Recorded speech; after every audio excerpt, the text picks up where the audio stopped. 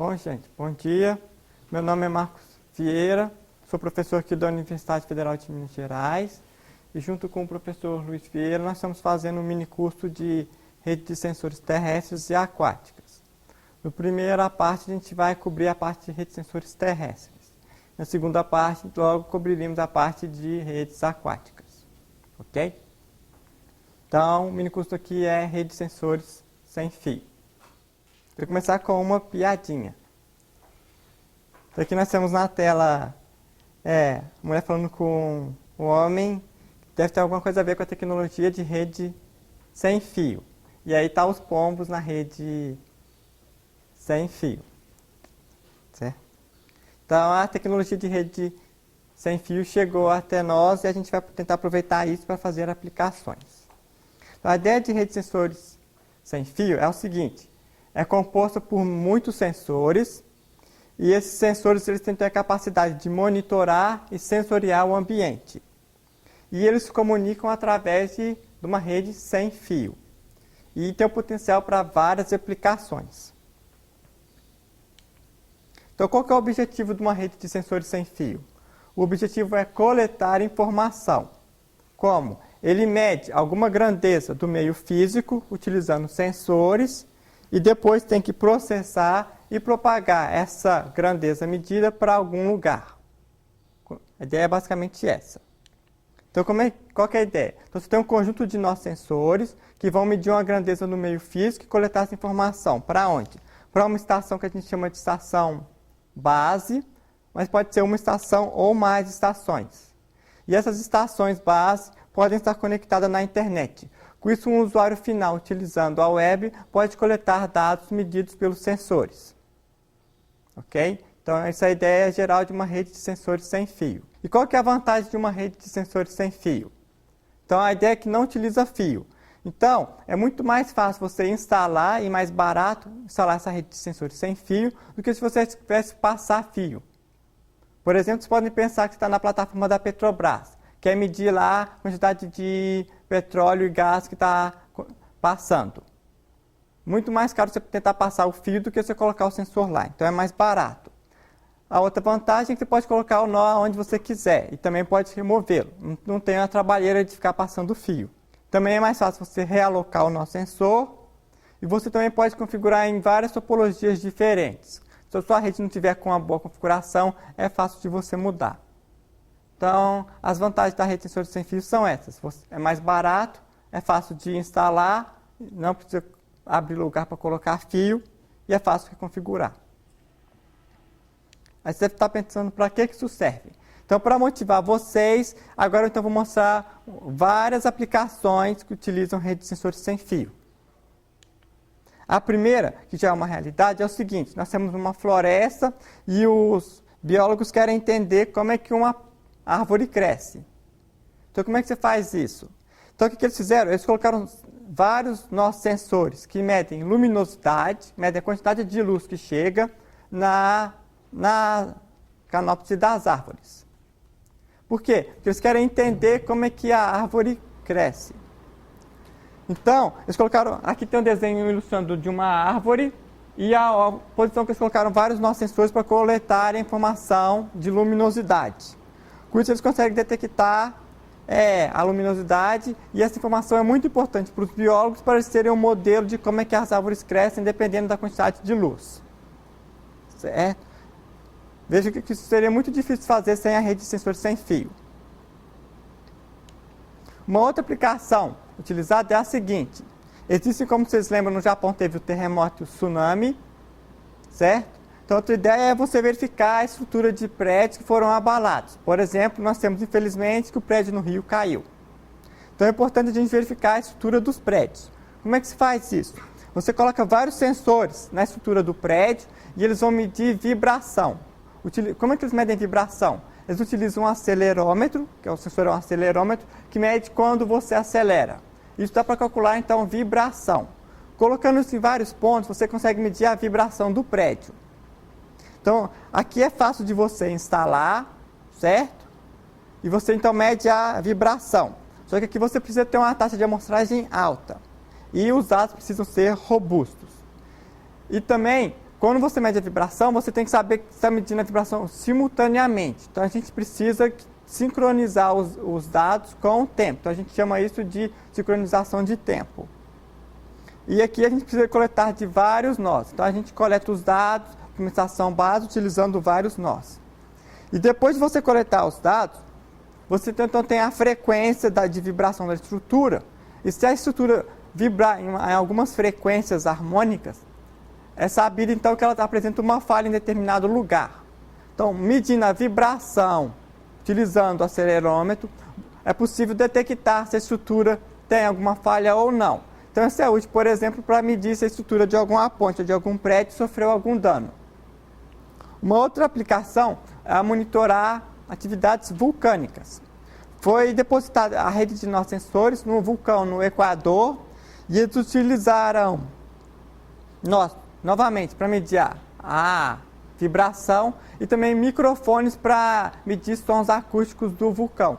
Com isso é possível você saber de antemão quando acontecer alguma atividade vulcânica para prever a erupção e evacuar as cidades antes disso. Então, os nossos sensores colocam essas informações e todos transmitem para uma estação básica, que no caso aqui é o laptop.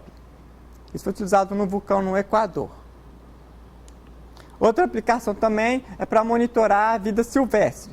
Aqui nós temos então um estudo de lagartos, consiste no seguinte: os biólogos queriam estudar o comportamento dos lagartos.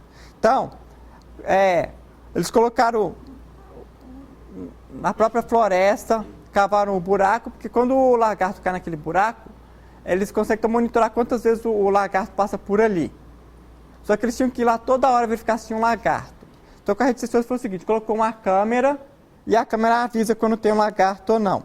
Então, a gente instalou a rede de sensores na floresta e quando tem um lagarto, a câmera avisa então, que o lagarto passa lá. Com isso, eles contam quantas vezes o lagarto passou lá e é possível, então, monitorar o comportamento dos animais.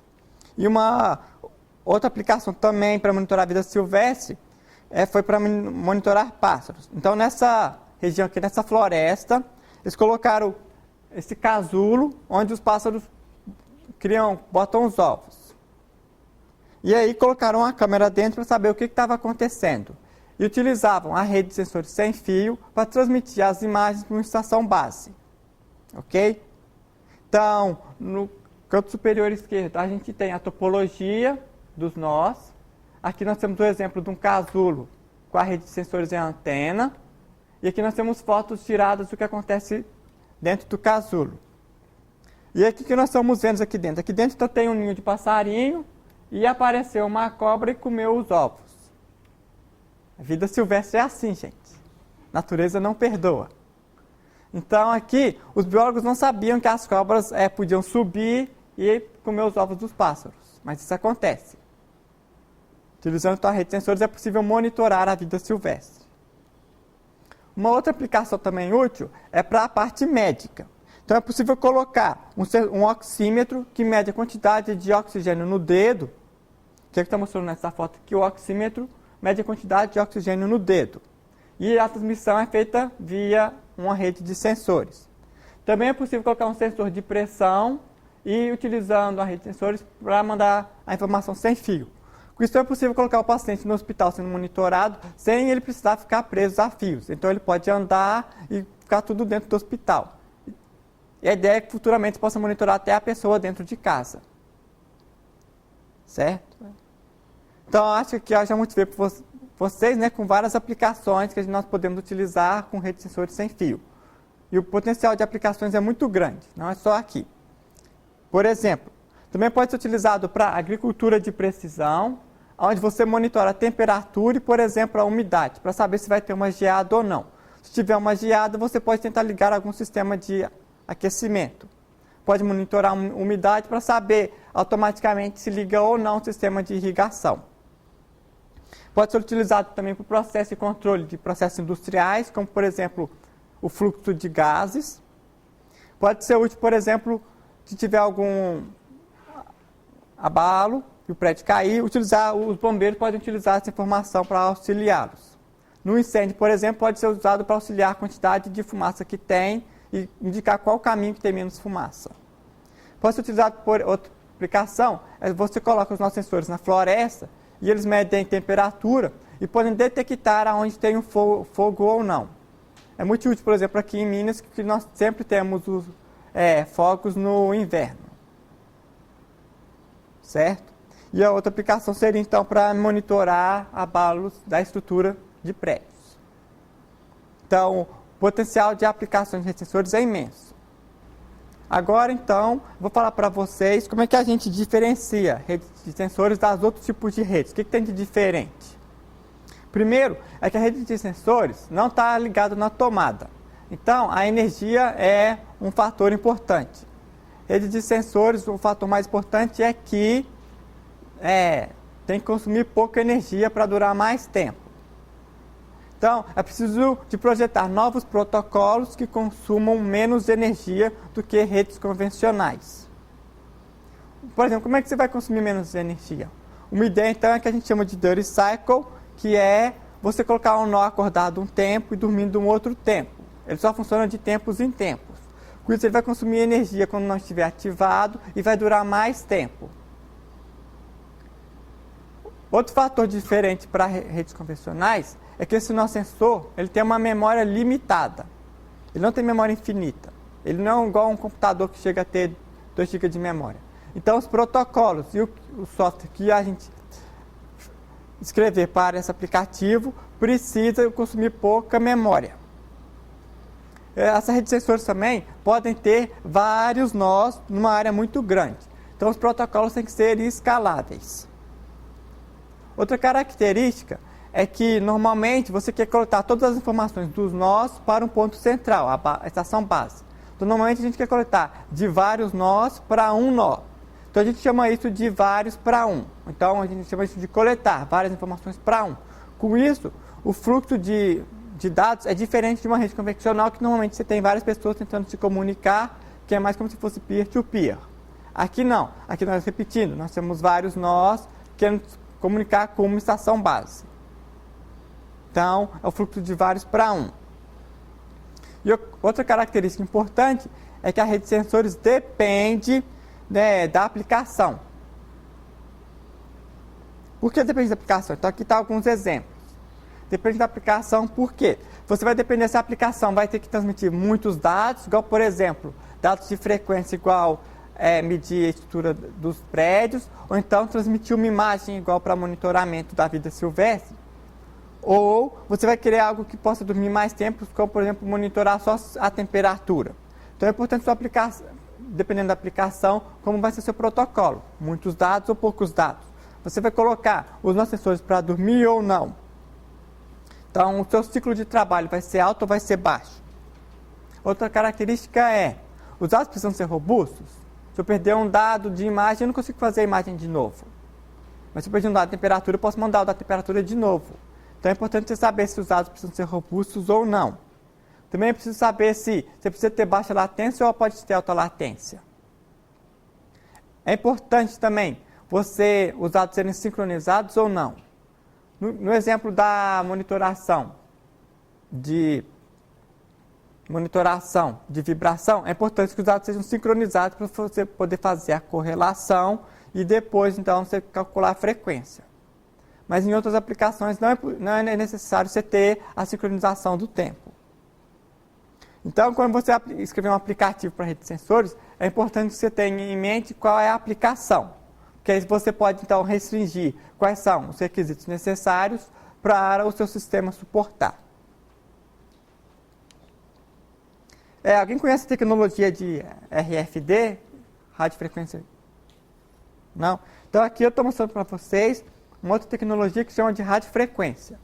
Não é aquela que o carro coloca para passar no sensor rápido lá, sempre que parar para pagar pedágio? Isso, é a tecnologia que o carro pode colocar para não pagar no pedágio. Como é que funciona? Isso aqui, então, é uma etiqueta. Então, você grava aqui, isso aqui é uma memória. Grava um número. Por isso que chama de ID. E, basicamente, isso aqui é o quê? Um capacitor.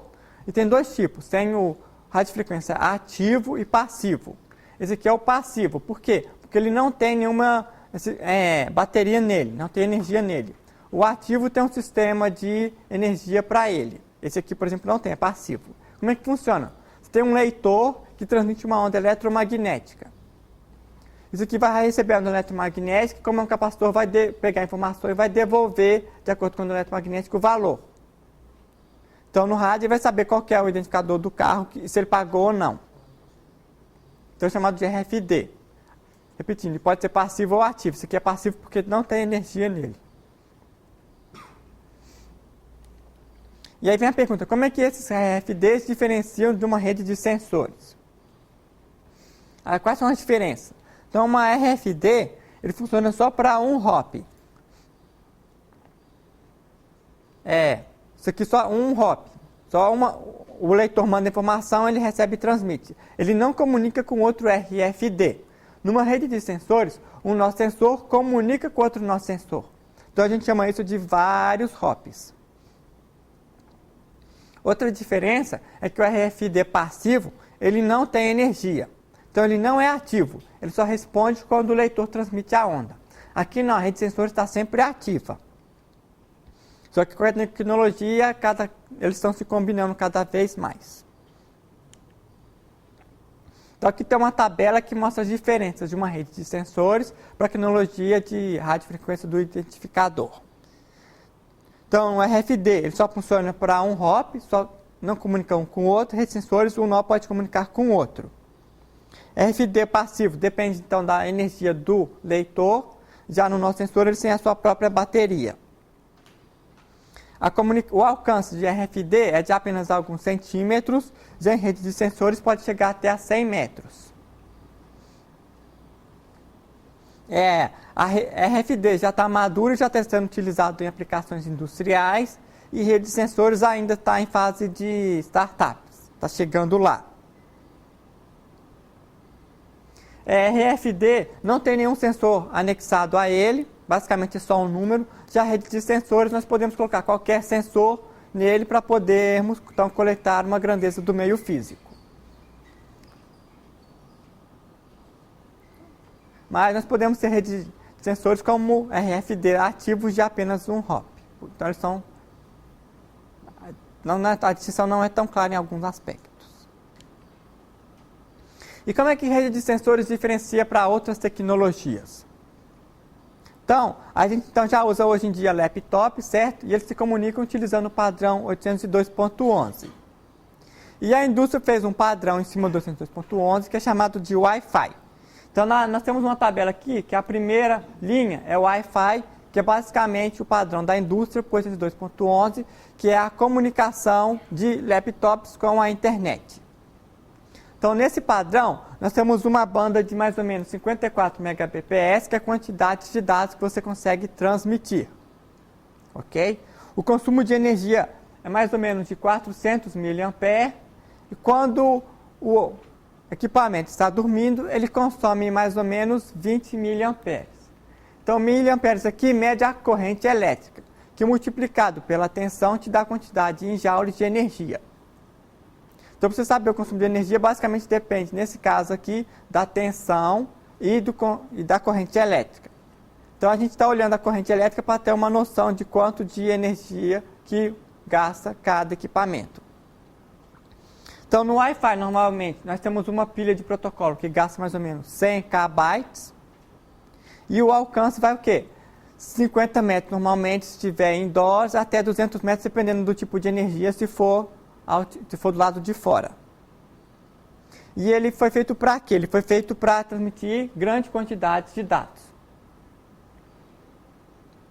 Outro padrão que nós temos para a rede sem fio é o Bluetooth. Ok? Para que serve o Bluetooth? Então, o Bluetooth, por exemplo, serve para eu usar esse aparelho aqui, por exemplo, para comunicar com o laptop. É um padrão que foi feito para utilizar também rede sem fio, só que ele foi para transmitir menos dados, em torno de 1 Mbps. E quanto que ele consome de energia? Aproximadamente 40 mA, e quando o aparelho está dormindo, ele consome mais ou menos 0,2 mA. E a pilha de protocolo dele gasta aproximadamente também 100 KB, que é, por exemplo, utilizado em laptops. E ele foi feito para quê? Para trocar cabos por aparelho sem fio no ambiente de computador. Então o alcance dele é apenas de 10 metros, que a ideia é o quê? Que em vez de você ter aqui um cabo para o mouse, um cabo para o teclado, um cabo para qualquer aparelho, você utiliza tudo isso com a rede sem fio.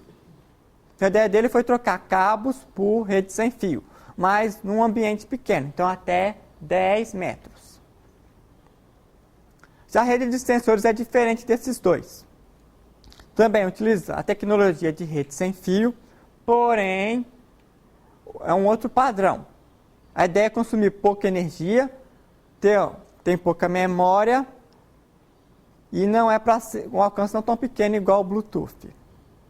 Então aqui nós temos que a rede de sensores tem uma largura de banda de 250K, repare que é menos do que os demais. Ok? Consome quando ativo 30 mA, quando for transmitir, repare que é menos do que os demais. E quando o nó dorme, ele consome apenas 3 microamperes, bem menos que os demais. Então ele foi feito para consumir pouca energia. O protocolo gasta pouca memória porque não cabe no nosso sensor. Aqui no caso em torno de 32 kilobytes, bem pouco. E o alcance é em torno então de 100 metros, bem mais do que o Bluetooth e em torno do mesmo do Wi-Fi, dependendo da potência do Wi-Fi. E ele foi feito então para quê? Para consumir pouca energia, para sobreviver com a bateria e para então o quê? Coletar dados do meio ambiente e transmitir. Então aqui está basicamente as diferenças de uma rede de sensores para as outras redes que nós conhecemos, que é o Wi-Fi e o Bluetooth.